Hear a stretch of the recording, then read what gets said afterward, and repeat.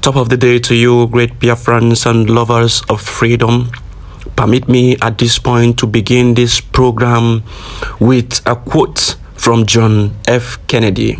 This is a remark from John F. Kennedy on the first anniversary of the Alliance for Progress, made on the 13th of March 1962. John F. Kennedy said this, and I quote, "Those who make peaceful revolution impossible will make violent revolution inevitable." My great and wonderful people, it is on this premise that I want to start the program for today, knowing fully well the antecedents of the Nigerian government, its political elites, its armed wings, and their functionalities and what they stand for in that contraption called the zoo. You would agree with me that most of the insecurities happening within that space is championed and controlled by those who are supposed to be ensuring law and order takes its course in that space. But today you find out that they are in charge of insecurity happening in that zoo space. Permit me to show you this video. Anybody can raise up their hand and say, I can go to my area of constituents, my local governments, and I can stay there in peace for 1 week. Who can do it here? Including our gatekeepers. Who can do it here? Including the Senate President, including the Speaker. But you left the traditional rulers. You left district heads, the Baales, to continue to stay there. And you are saying all will be well in this country. We are the ones facing these youths. We know their problems, and we have been talking every time. You sit in beautiful offices and you all think all will be well, that you are taken care of. What's the essence of you being a politician? That you cannot even move around freely. You cannot. Nobody. Do you think Abuja is only Nigeria? Or Lagos is only Nigeria? 36 states of this country. Some people are there, you left them, you abandoned them, and you are making laws and you are administering. What are you administering? I do not know. Now this is coming after the buying of, it's up to 3 now. It's up to 3 monarchs that were, gruesomely murdered by some assailants, by these Fulani headsmen, by these terrorists. And these people know who's all the people doing this, but they keep mute. They can't do anything. They do not want to do anything to defend and protect the lives and properties of the people who they claim they are serving. You can imagine this kind of thing.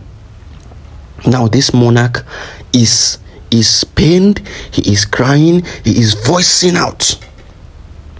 These are the people. This is a Yoruba monarch. This man is a Yoruba monarch, and the president of the country is a Yoruba man. Though many believe he's not a Yoruba man, and which we all know that his roots is not from this place. But then he has, claimed to be a Yoruba man, and he has ruled Lagos for some years, and now he's ruling the country. So why is it that he cannot protect the Yoruba people? And they are crying every day. This is as a result of injustice. Take it or leave it. This is as a result of injustice in the country, general injustice in the country. I tell you more solemnly that where there is no justice and fairness, there is no peace. And that is what we all are witnessing today. If there was justice, if you kill anyone, you will be arrested, you will be made to face the law. But some people will decimate, will kill people, and the government will turn a blind eye to them, and no justice is served. And that is the root cause of the whole problem in the country. A country where some people have different laws from other people, a country where some people are made to enjoy some benefits better than other people, a country where some people are made to suffer and, put in their best to be able to get a position, whereas the other people will not need to do anything, but they'll be given that opportunity on a platter of gold. That is the injustice happening in this country that people do not want to speak about, and it is the cause of the insecurity and whatever you are seeing today. A situation where a military man cannot travel to his home because his transportation fare, his 1 month salary cannot cater for his transportation going and coming from to his village and coming back to his workplace. A military man is paid 50,000 naira, and transportation to and fro is 70,000 naira. His whole month salary cannot cater for just transportation going and coming. What kind of job is he doing? You can imagine the suffering and the injustice meted on the people, and nobody is saying anything, and these people keep quiet and keep flaunting wealth and keep rubbing it on the faces of everyone. And you think there will be justice and fairness? You think there will be peace and tranquility in the country? We must begin to tell ourselves the truth, and we must begin to hold our political leaders, hold them accountable. But at this point, you have seen that you cannot hold these people accountable any longer. You have seen the high-handedness, you have seen the wickedness in them, you have seen the way and manner in which they rule this country. What is your best option out of this whole mess? Freedom. Division of the country, and the ability for us to create a new government and put things the right way and the right perspective they need to be in. And that is why you must support Biafra, and that is why you must continue to vote for the referendum. You must continue to vote. This voting will end by May temporarily and will reopen by October, November for the final voting, and then result will be called, and declaration of the restoration of Biafra will be made from Finland by the month of November. It is time we all sat up and do the needful. It is time you don't sit on the fence again. It is time you brace yourself. It is time you brace yourself and see the responsibilities in front of you and face them like the true warriors that you are. It is time for division. Do not let anyone deceive you. It is time we divide this nation and rule ourselves with a semblance of dignity, respect, and true value for our culture and traditions. Because what we are facing now is a problem of, dangerous diversity. You have people in the north who believe in jihad, who believe in Sharia law, and you have people in the south who believe in the westernized way of living, who believe in justice and fairness, who believe that things need to be done according to the way the laws have been set.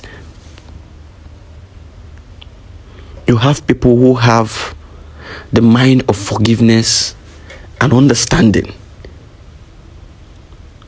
These are different values system. These are different people with different mentality and mindset.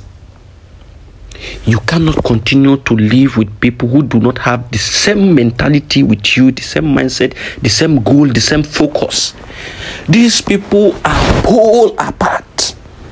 Why do you want to force yourself? And that is why they keep telling you one Nigeria, one Nigeria. Have you ever heard one Ghana? Because let us use Africa. Let's forget about the Europeans. Have you all heard one Ghana, one South Africa? Why is it always one Nigeria? Because you all know and we all know that this country is not one. And we are trying to force ourselves to merge ourselves and keep ourselves like the what do they call them again? What do they call them? What is the word I'm looking for? The colonizers. They want to leave us the way the colonizers have left it.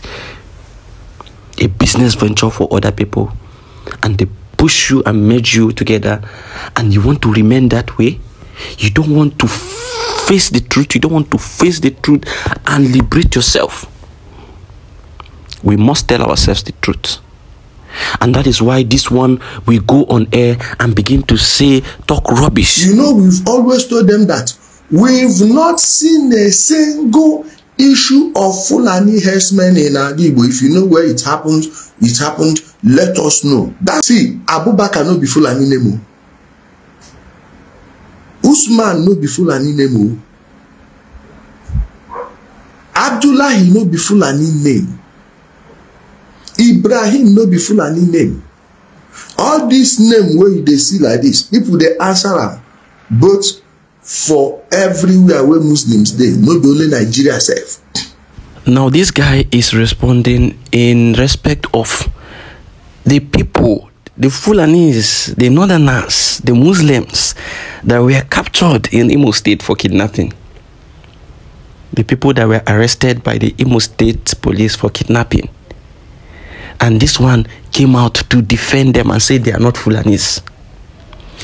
Why will an Igbo man come out to spew this rubbish?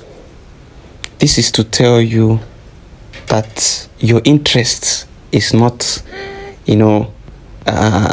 what they are fighting for. Your betterment is not what they are fighting for. Tell the people the truth. You cannot tell them the truth. You are hiding, you are covering, because the Fulanis are paying you to demean your own people.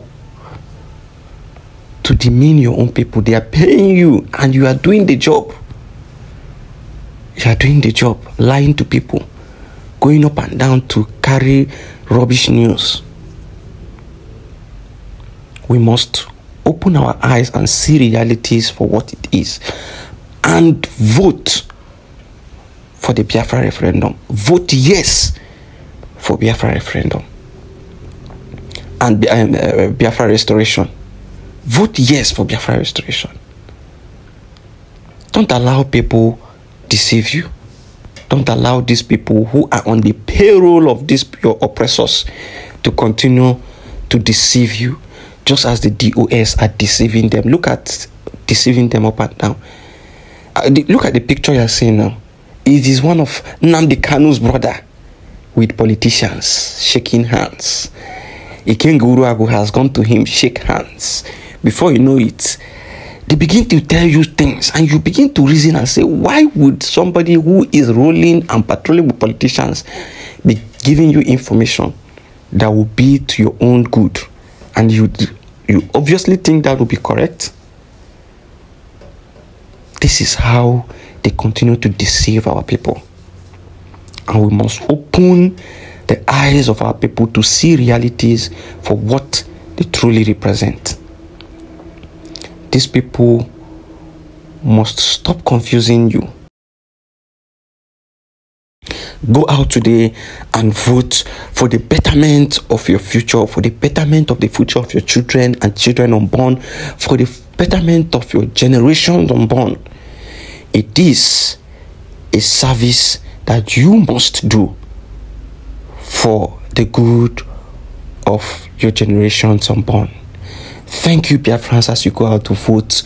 Remain resolute, remain indefatigable, remain indomitable. In the end, glory shall be to Chukwu Keke Abiyama. Thank you all.